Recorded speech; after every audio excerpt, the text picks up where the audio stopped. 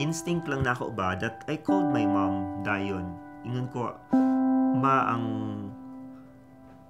the exact words, ma ang kanang atok bitaw sa among silingan hapit na matanggal sa sobra kakusog sa uwan. Kay brown out naman good. Digin ko, ma, pwede paki-check sa TV kung nag-landfall na ba. And that was it. The lines were already dead now.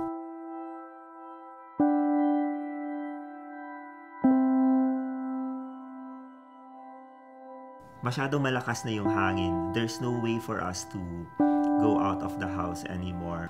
That's the first time na medyo kinabahan ako na this is not an ordinary storm. Ano talaga, parang kakaiba na yung ihip ng hangin. Halos lahat, yung exhaust fan, yung aircon, isa nang bumabagsak. Tapos yung roof namin, naririnig namin na nagliliparan. Hinihintay ko na lang na, ano ba, magko-collapse ba? Eh, nag-pray ka, kahit yung tita ko, nag-pray, nilakasan niya yung boses niya kasi gusto niya marinig daw ni Lord. Nag-cross kami, nag-swim kami sa baha. And dala ng mama ko si baby. And then, yun yung palagi umabalik sa mind ko. Tapos, tumataas yung water. Nandito na. Tapos, yung isa kong anak, dala ng husband ko. Tapos, malakas yung current ng water. Kung Lord, siguro kung ito na nga talaga yung end of the world, parang grabe naman, parang aga-aga. Parang I was thinking that time na parang wala na kaming chance to survive.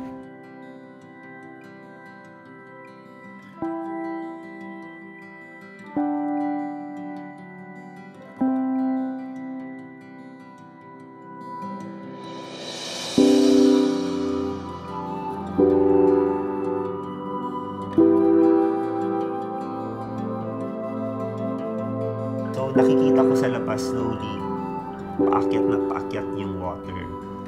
Tapos yung light sa labas, slowly lumiliit ng lumiliit. It was like, sabi ko, there's a big possibility that we might not make it. Sinama kami ng neighbor namin around the downtown. Tapos doon nakita ko maraming patay, lahat sira, parang hopeless. Ang tagal nito ba ako makabangon? Tapos nakikita ko yung looting.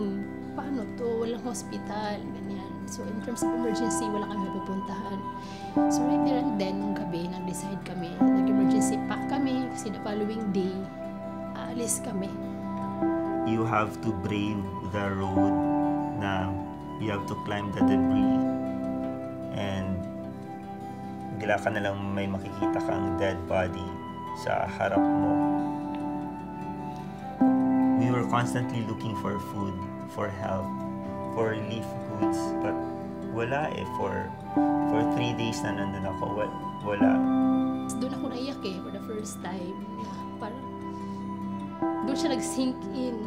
Naalis na kami sa house. Tapos hindi ko alam kung saan kami titira.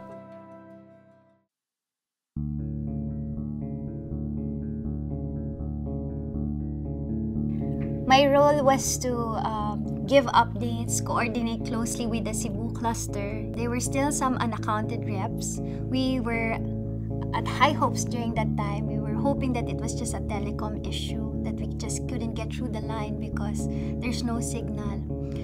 However, when the first news about what happened in Tacloban came in, we were all very concerned. And I was just very blessed to see and to witness how the leaders reacted. For executives, for leaders, we're so used to planning. I mean, when we sit down in the boardroom, one, we control everything because we plan. But my God, in a crisis situation like this, you plan, everything is not within your control. At this minute, we're ready to get the helicopter. We hired out this 16-seater. Another minute, we can't land in Cebu. And I'm particularly proud of how the executive team really dropped everything and really focused on the big rocks. And for 2 days, we weren't doing anything but really very focused on the vision to really rescue and to rebuild. Everyone really committed. lahat ata ng ating mga resources noon, whether kamag-anak, kaibigan, lahat, we had to tap on every possible resource because we were very clear. No GSK rep, no GSK employee or their family would be left behind.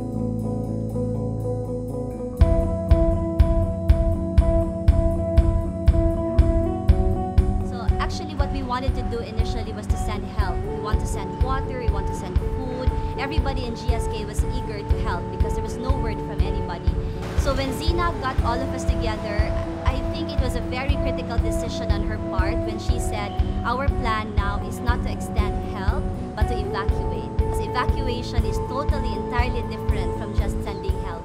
And we knew from then on that it is going to be a challenge. We were already giving everybody a rundown of what was happening and asking them to help. Whatever way you can, what tidbits of information you can get, let us know because we will bridge all the information. It's like a jigsaw puzzle. We will put it together and come up with an assessment and eventually a plan. We were calling crisis management meetings every 2 hours. And every time we'd call crisis management meeting, everyone was just dropping what they were doing because the concern for people was paramount. And as a result of that, we were able to act very quickly.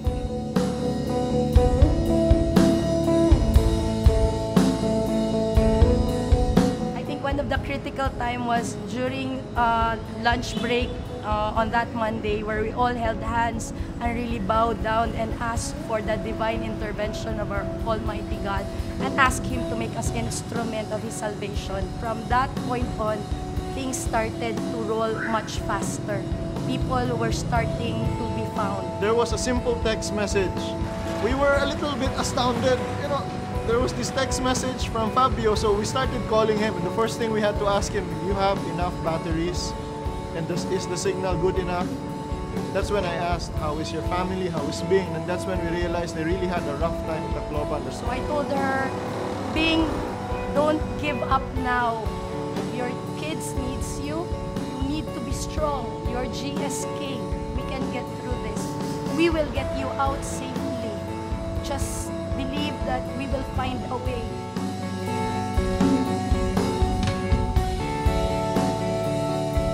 Fortunately, Monday morning, may nakapagsabi sa amin na may isang area na may signal. So, we went there to confirm and I texted my boss, Cheng and Zina. I texted them that I'm okay. And nag-reply sila. They told me that a C-130 is actually in the airport. Pabalik-balik siya Cebu to Tacloban.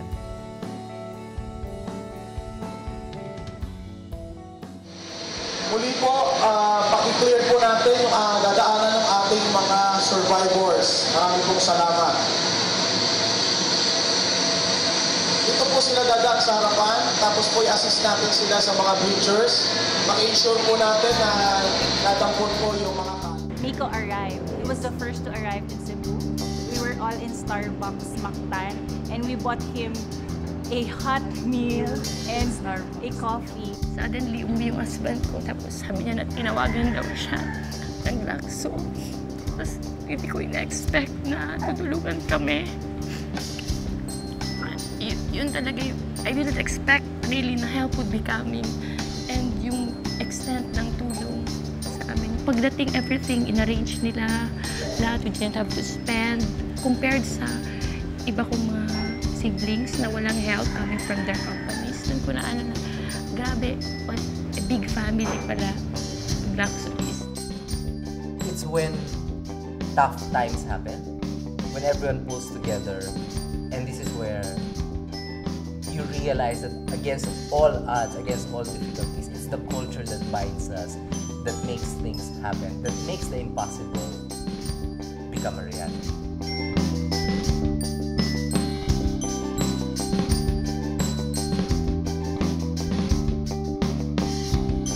Mas naano ko na yung sarili ko na dapat araw-araw i-savor mo talaga each day. So for the future, there's no stopping. We move on to the next chapter. mas daghan akong idea karon kung unsa jud ang mga importante sa kinabuhi sa tao. It's not the material things that we have. It's not our jobs. It's not our positions. Well, it's important, but that hindi siya yung main essence ng life. While nandyan yung family natin, we have to cherish yung moment na nandyan sila because we never really know kung kailan yung oras na kinakatakutan natin na. Yes, simple, and then malahi na yun ang life. Muna akong nakitaan in the picture na different na siya. Ang important is, after this, I spend more time with sa loved ones, sa family. Pasalamat din ko sa grabe na tabang sa aming family. Lahig yun.